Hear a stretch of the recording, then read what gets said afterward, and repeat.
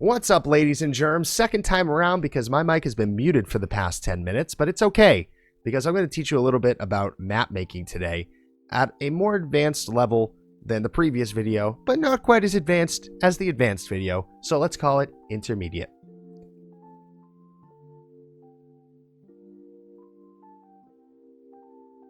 What's going on, everybody? I appreciate you stopping by. I understand these videos may be a bit drier than the other content, but we'll try to keep it nice and spicy for you. I'm going to be following up and teaching you a little bit more about the map editor today, and I have a couple of key things I want to discuss. But first, if you're not comfortable with the basics, please go watch my first video. I'll put it as a suggested video above, and I'll put it in the details below. If you haven't watched it yet and you're just getting into map making, you should check that out. So, I have 10 things to talk about today. I'll run through them quick, and they will be listed below, so you can click through any piece. And if you need to review this video later on while you're working, maybe this will help you. We're going to cover rotating objects, stairs, ramps, gates, pixel glitches, changing the sky, triggers, spawns, making groups, and speeding up the map making process. Anything that hasn't been covered in the last two videos that I think is important, I will put in the more advanced video, but that's what we're getting through today. So let's go ahead and start with the basics. Now, where I'm making is going to be kind of like a windmill map where I'm going to be fighting, or teams will fight for control and try to, control this windmill. Okay, now this is the one thing that I like to do off the start. When I'm making a spawn, I like to double layer it, so I'll put a little bit of space in between. Even if you play competitive maps, a lot of the times your teammates will tell you that you should be crouching off the start because you'll fall through the floor if not and die. That's because your spawns are basically on this very thin plane, and you will what am I saying? On a very thin plane. That's because your spawns are on a very thin plane and your character model's clipping through the bottom. So, just as a precaution, it's my personal preference, I put a second layer right below. Now, I don't want to look at this the whole time, so I'm just going to change this over to grass for these two. And I'll get working from there. I'm going to make a very basic structure to start, and then we'll move along as we go through the map making process. I'll speed this part up so you guys don't have to sit through the whole thing, but can see where I'm coming from.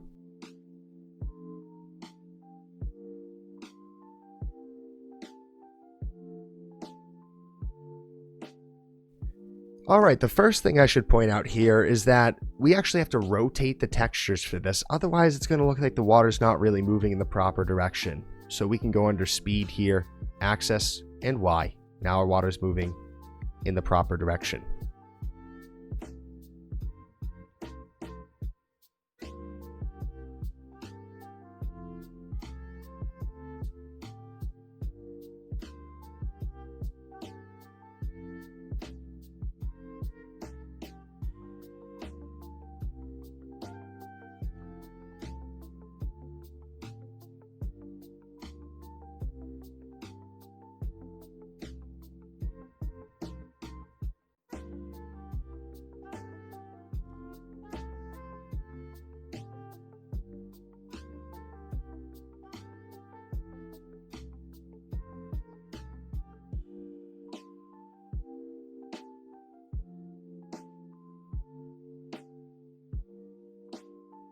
Okay guys, so right now I have a pretty good bone of a structure, but I want to make a spinning wheel that is going to simulate a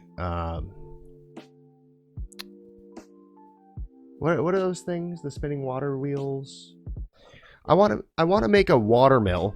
So I need these things to be spinning and rotated. So of course we want to rotate them, but you'll notice that the object, the hitbox here, is still at the original position of the object.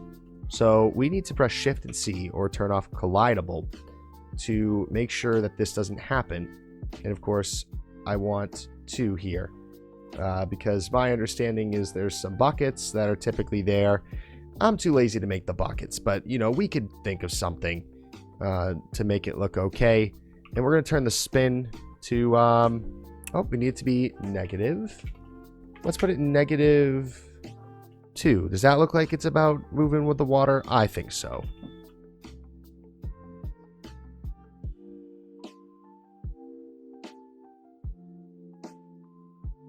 Okay, so I need this to be on a spindle, right? So what we're going to do, we're going to Shift R to duplicate. We're going to shrink this in. We're going to keep all the speeds the same, of course. And we're going to put it right into the building. We're going to pull it out. So this only works on cylinders, so we need to make sure that we're not trying to do this on cubes or any type of object that wouldn't make sense. So now we have these things working properly. We have the side of the windmill and these objects rotated. I think it's a good time to discuss stairs. So I want to bring this up a little bit, and I want a smooth walk up to the center of this windmill. So let's take a moment to discuss stairs. Real quick here, if you're looking to stop groups because they will mess with what you're seeing, you go to Object, Group. I do Stop All, but you could do Stop on the one that you're selecting at the moment. So a lot of people think, okay, let's take this out here, let's downscale it and rotate it, and now we have a stair. But much like the rotate on the cylinder, you'll still have this hitbox being the original position. So I'm going to go ahead and turn that off, and for the purposes of this video, I'm going to make a very rudimentary staircase. So what we want to do, we actually want to start with a ramp. So we go Object, Ramp, and let's scale it up so we can see something here. A lot of people will then rotate the ramp. You can't do that. You can only have it changed by the direction in the upper right hand corner here. So we're going to change this ramp to be going the way we want, and we're going to move it right up here to our windmill. Let's stretch it out because we're just going to make a nice long staircase. As I said, we're being pretty lazy here today, but that's okay because it gives you the tools you need to do this in the future. I always raise my ramps 1 pixel off the ground. You're never going to notice the difference when you're playing, but it will make it so people can't clip through the objects as easily. And you always want to make sure this lines up 1 for 1 right on the edge of the actual object. Otherwise, you'll get some glitches there and people can abuse that as well. So now we want to come out. Let's make just a very simple blocky staircase. It's not going to matter because people really won't be interacting with these stairs at all. Because I'm going to put it in place, and then I'm going to press Shift C to make it non-collidable. Easy enough. We stretch them out right on over the stairs, and we build them up. Shift R to duplicate, and we replicate that until we have a staircase.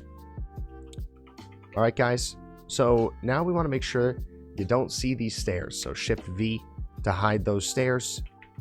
I want this down a little bit more just because the stairs are looking a little wonky at the moment. So now players will run on up. They think that they're climbing stairs, but they're not. Now we need to make sure that players can't hit it from the side, because whenever you're coming up on a ramp from the side or below it, or the other side of the ramp, if you clip through the hitbox anywhere from the top, you will teleport on top of the ramp, which makes for glitches and a lot of issues later on when you're creating maps and trying to make things fair. So we'll stretch this out. We'll put these on the side. And these ones, we will make collidable. So Shift C for that. And I'm going to make that pretty obvious this time by raising them up here. But what you can do if you want to make it very clean, of course, is put them here and here and stretch them right out to the side. Players will clip them, but they almost never engage in those. I want to make sure that players are very aware that these are collidable and they will clip on these. So I'm going to stretch it right on over like this, which is a lazy way to do it, but it gets the job done. Okay, we'll Shift R to duplicate, pull on right over, and now we have some stairs. Very, very easy way to do stairs. Now, I personally will shrink these cylinders in another notch. Otherwise, players do this very odd glitch like you see on Lost World where they'll wedge themselves in between and they can actually clip through the stairs and they'll be able to get underneath. Don't want that. So make sure it's not touching the ground at the bottom or objects on the side. Just a personal preference.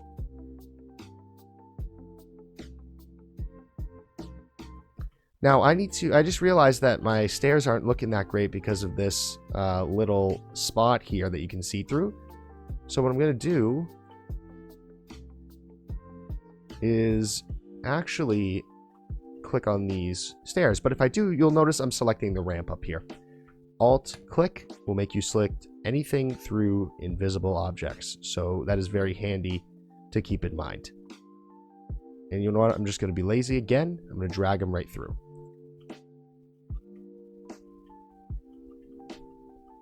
Looks good enough to me. Of course, we could suck that in a little bit. Perfect. Looks good enough to me. So, of course, we want to do this on both sides, at which point I'll just cut through. No reason for me to see the exact same thing on the other side.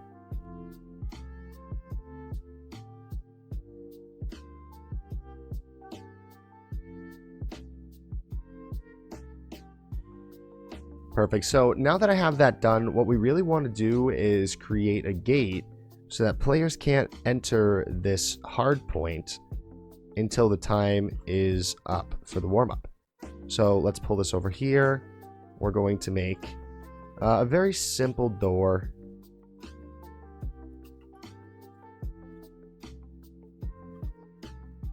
And you could always make this nice and flush. I'm just being quick here and just dragging it through the whole thing. We'll make it a floor, but we want to make sure that it's a little bit brighter than the rest so people know exactly what it is.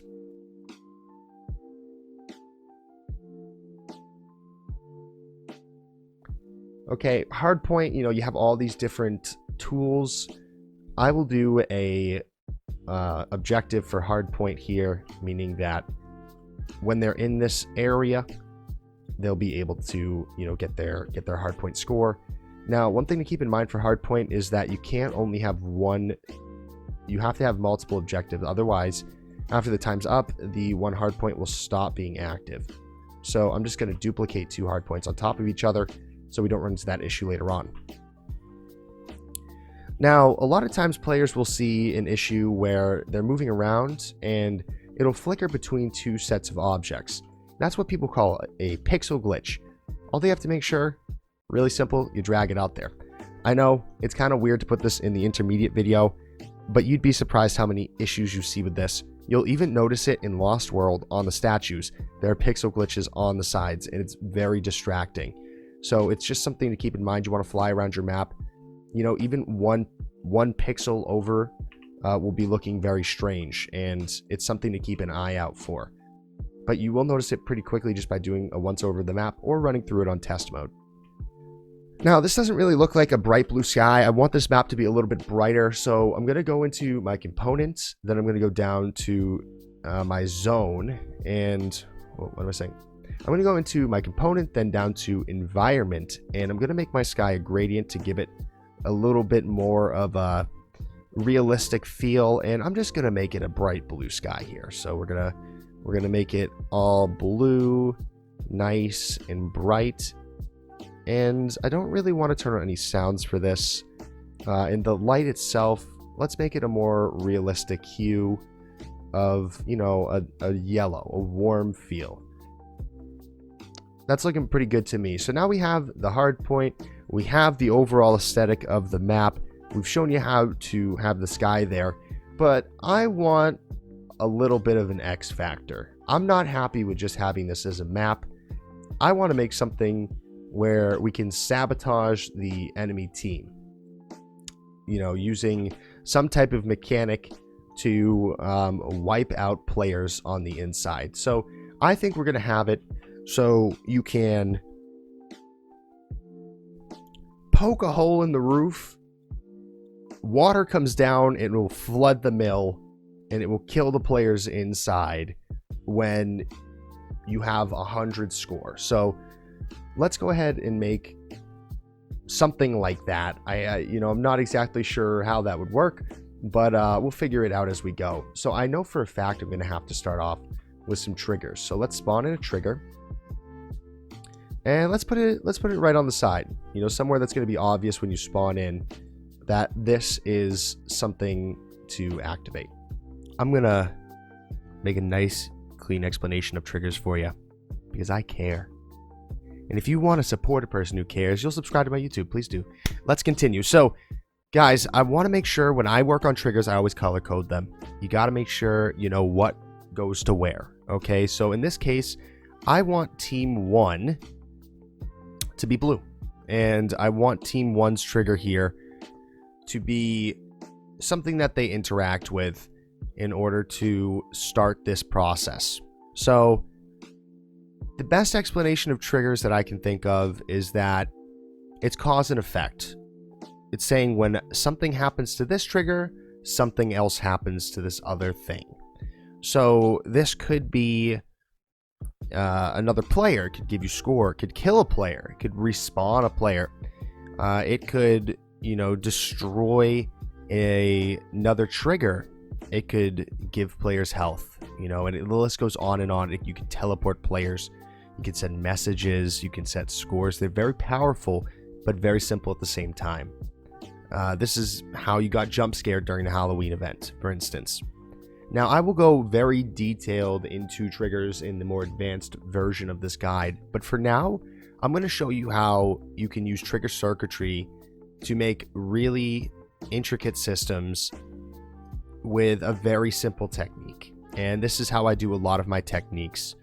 So this one in particular is going to be when it is interacted with, which is the G key. It's going to destroy an interface. Usually that's going to be another trigger. So this is going to cost 500 score. I've made it. See, cost 500 score. And when this happens, it's going to destroy this other interface that I've duplicated here. So I want to give an ID to this one, my first object in the chain. And these have to be uniques for certain reasons that I won't get into in this video. So it's going to be when this ID number 1 trigger is interacted with, it will destroy ID number 2, which is the target. Now, this is our target, of course. This is ID number 2. And to save some time, I'm just going to make it go to target 3 because we know it has to be the next step in a chain. Okay, so what we'll do here, we're going to duplicate it again, and we're going to make this 3, and it will go to 4. Just because we know there has to be at least one more step before it interacts with the rest of the chain. So I always like to duplicate a couple triggers out. So when this is destroyed, because that's what's happening in the previous step, it's going to do something else. In this case, it's going to destroy something else. So it's a little bit of a chain here, but bear with me and you'll understand it in just a moment. Because we need more than just one effect to happen from the cause of the interact, right? If you only have 2 things, a cause and effect, you can only get one result. But if you have this trigger going to another trigger that interacts with multiple objects, you can have multiple results from one cause. Make sense? Don't worry about it too much for now. Just know that we'll have the on interact, and then we'll have this trigger that's when it's destroyed, it will destroy some other objects. So when these things are destroyed, I don't want them to do something immediately. I want to do something when they respawn. And this is the best way to have something turn on and off. This is the simplest way that I can think of to have something turn on and off when somebody presses a button. So this is going to be destroyed by the trigger. It destroys these, and then after 1 second, let's say, it's going to toggle an interface that is destructible. Okay? Toggle an interface that is destructible. So now we get on, off. Okay? And this is going to be off after 2 seconds of it lingering to make sure that it kills any players that might be entering. Makes sense. So now we have on, off, and they're pointing to 4, both of them. So down here, we should have 4, and we do. Now, for the sake of this video, I'm going to get rid of these because they were from my first explanation, but you would just duplicate another trigger down here. Now, this is the one that kills the player. Capiche? Very importante. So this is going to be when the player is inside of this brick. It will kill them, but it's only going to kill team 2. So I set this to team 2 because that's who it is directed at. Okay, makes sense. So team 1 can enter, and we keep it blue so we know that team 1 will be safe. Now I want to make sure that we have the same thing down here because it's going to be water that fills the room. And if you wanted to make this more detailed, of course you can. But this is as far as we're going to go for this tutorial to make it seem like there's water in the room. So I'll just spread this out. We want to make sure it's nice and complete so it kills everything in the room, but doesn't show itself outside of the walls. Perfect. Looks good to me. So a couple things we have to do. We have to make sure that these can be destroyed. You'd think it's simple, but it's not. It is a huge thing that people miss, okay? So you have the option of clicking destructible, and I want it to be destroyed on use. And I want this to only happen maximum every 30 seconds. I want one time per 30 seconds. That's pretty intense to kill everybody in a room. So we have this set to 30 seconds as a timer. It's destructible, destroy on use. Your other option would be to not have destructible ticked and give it a certain amount of health. This is great for things if you want someone to shoot it or melee it and destroy it. This particular system is so that players can't shoot my trigger and use that instead of walking up and costing the score. Okay, so we have destructible and destroy on use ticked for everything. Now these ones I don't need destroy on use. I try to keep it as simple as possible. It's not a huge deal if you replicate it that way though. So this also needs a respawn timer, otherwise it'll only happen once, so I'm just going to put that to 1 second. Everything has a respawn now. These ones we do not need to have a respawn on, but we do need to have them start destroyed. Otherwise, there's going to be a bunch of water in the room that kills both teams. Make sense? Good. So we're going to actually duplicate this over, and we're going to make it red, because we know that this is going to be for the other team as well. We got to keep things fair. And this would kill team 1. And then I would take this, I would duplicate it, and I would make it team 1. I'm going to make it 1 pixel higher, and we're going to take this same color. Very good. And now I lowered back down so we can get a pixel glitch. And then I lowered back down because we don't want to make any one team feel like it's being loved more than another. Capiche? Okay, so now I want to go ahead and I want to duplicate all of these triggers over because they're going to be doing the exact same thing. So I take them all, I duplicate them, I move them right on over, and of course we have to change the colors. So I'm going to stop all my groups. I already have the same color pasted, so I'm going to go through, I'm going to give it to all of these triggers. And of course, we have to change the team because this is going to be Team 2's spawn. So Team 2, you don't really have to do these ones. It's just an OCD thing of mine. Now, all looks good to me, but we need to change the IDs and the targets. Otherwise, these are all going to the same thing. So we want to make, again, we want to start at 5 because the other one ended at 4. This is my preferable way of doing it. I sometimes will add just the number 1 in front of each one. So instead of 1, it's 11. It really depends on what you're looking to do. But we need to make sure that we correspond them with the same triggers. So this is pointing to 6. So this will be 6. This will be 7. These now have to be 7 to point at 8.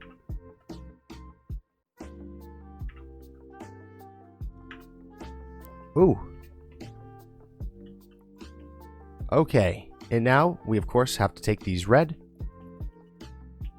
Oh goodness. We have to take these red and we have to make them a target or an ID of 8. So everything's pointing at the proper item. Perfect. So the final thing here, pull these things into place. I really don't need these here because we are going to Shift V, hide them all because we don't need players seeing these triggers. They just want to see the magic when it's all done.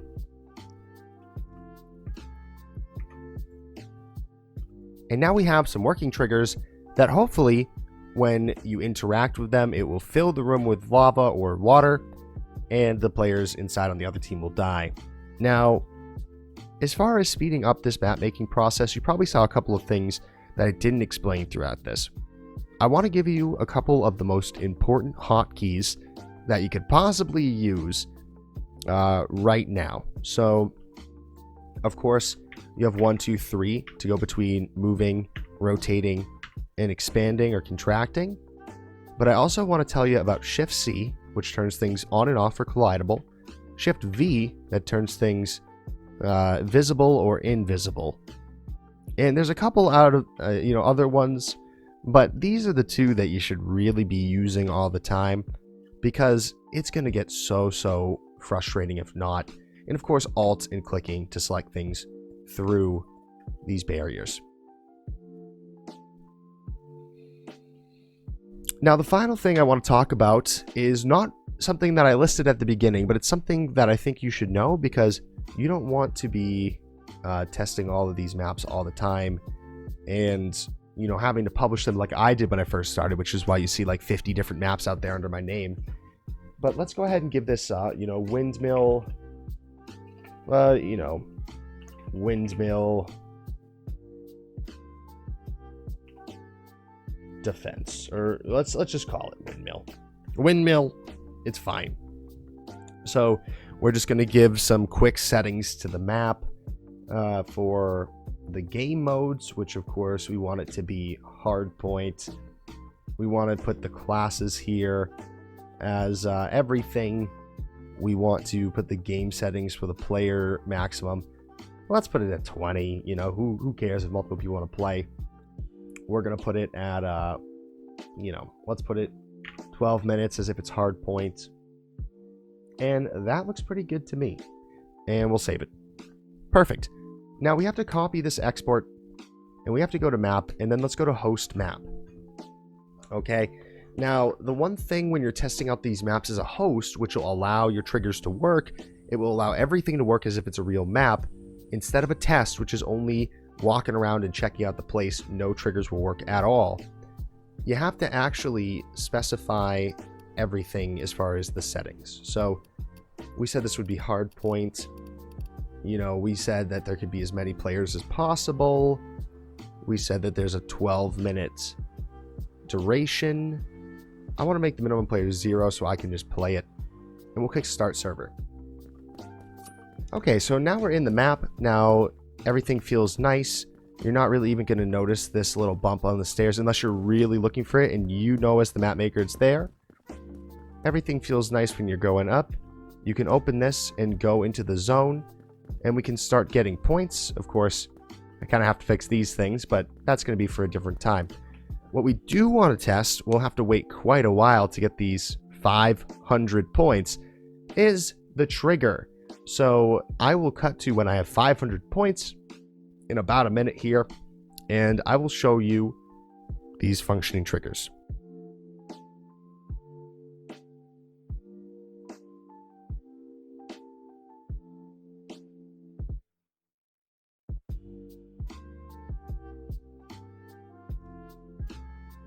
All right, ladies and gentlemen, and we're back. So let's go ahead and try out our trigger that I have to jump to get to, which we can always fix. And there is our lava. Now, everything looks good here. This is a functioning map, and our boys would be out here, which of course we would destroy. That's pretty much all I wanted to cover in an intermediate tutorial. A little bit about triggers, a little bit about rotating, talking about, ramps and a couple of hotkeys. And you can make a ton of maps like this, guys. Now, just to show you guys, there's really not a whole lot that is left out at this point until you want to start making very advanced maps. Even my trade district map doesn't really involve anything more than that, and it is extremely successful. Everything in this tutorial was used in my most recent map that I've created called Jungle Tower. I'll even show you guys. It seems like there's a lobby open for this right now. So let's hop into it real quick. Jungle Tower. There's 2 lobbies open for it. So I'm going to go ahead and hop into one of them. And I'll show you. I mean, these maps It can be very nice looking. You definitely don't need a whole lot more than what's already going on here. And you can have a very nice looking map and get away just fine. I mean, this map has had over 2,000 plays in the past day, and it probably took me an hour or so to make. The map that I made today probably took 30 minutes tops, 20-30 minutes, and that's moving at a very casual rate. I would recommend parkour to start with. You know, making a parkour map off the bat may be your best solution. They're very popular, they're very easy, and you can get away with things not looking quite as nice as a competitive map. But hey, I showed you just now a competitive map can be made with a little bit more time, of course, and thought put into it. But you can make pretty much anything you want at this point, guys, and I hope you have a great rest of your day.